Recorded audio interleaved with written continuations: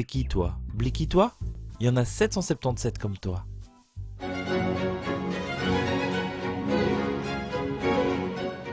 Au fil des siècles, la vie de château était assez paisible à Blicky, sauf pendant les guerres. De 40-45, on a pêché 2 histoires insolites. L'une s'est passée au château du roi de Blicky, dont vous percevez peut-être ici les ruines. L'autre au château de la Catoire, toujours debout. Toujours vivant, rassurez-vous, toujours la banane, toujours debout. Patrice, monsieur le comte, comment doit-on vous appeler? Je m'appelle Patrice d'Outremont et le titre de comte est attaché à mon nom d'Outremont. Donc comme ça, vous connaissez l'histoire. Mais quand on se parle, c'est Patrice. Et vous, monsieur, je dois vous appeler comment? Axel. Vous n'êtes pas baron? Non, moi pas mon frère aîné, mais ici dans le village, les gens confondent un peu et avec les voisins qui sont comtes, de temps en temps on est appelé monsieur le comte, monsieur le baron, mais voilà, moi pas du tout.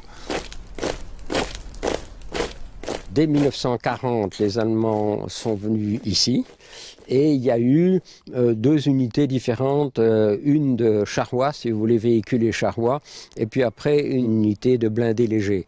Et pendant ce temps-là, les personnes de ma famille qui habitaient là étaient en fait 3 sœurs de mon grand-père.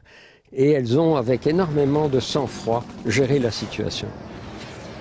En 1940, notre famille est à Bruxelles. Le château est occupé par des Allemands qui en font un camp de prisonniers polonais. Et parti à la fin de la guerre, un groupe local résistant, entre guillemets, ou terroriste, on ne sait pas, a mis le feu au château et à d'autres bâtiments dans la région. Et c'est comme ça qu'il a disparu. Venez, suivez-moi, je vais vous montrer quelque chose d'intéressant et d'amusant. Pourquoi est-ce qu'il y a une bosse ici? Eh bien, cette bosse, en fait, recouvre un petit bâtiment en briques qu'on appelait une glacière. En hiver, parce qu'il y avait des étangs là, il n'y en a plus maintenant parce que la nappe phréatique a baissé. En hiver, on recueillait la glace et on la mettait dans ce thermos, si vous voulez, qui restait froid et gardait la glace, ce qui fait qu'il y avait de la glace jusqu'au milieu de l'été. Pendant la guerre, ça a eu une deuxième fonction. On n'a plus mis de glace dedans. Pourquoi? Parce qu'en fait, ceci était une cachette pour des aviateurs, soit anglais, polonais ou français, c'était les principaux, qui étaient descendus pendant leur bombardier partait pour l'Allemagne. Quand ils étaient abattus, la résistance de la région essayait de les recueillir et puis on les cachait. Il y a des crochets dans le mur qu'on voit juste un peu partout et ces crochets en fait on les a mis là, ils servaient à tendre des hamacs pour que les types qui étaient là-dedans puissent se reposer à peu près au sec, si vous voulez.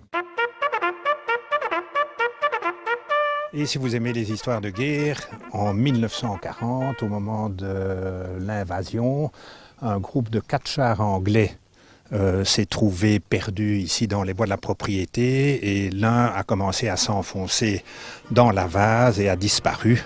Il y a eu des recherches, mais c'est un char de 25-30 tonnes et donc il s'est complètement enfoncé. Et il est où ce char? Et ce char se trouve donc là-bas au bord de l'étang, juste derrière les oies et les canards. Il y a des traces précises de cette histoire?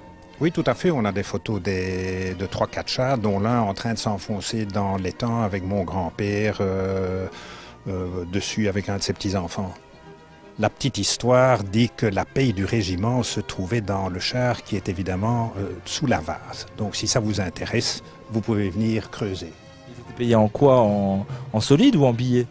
Oh, j'imagine en pièces d'or, évidemment.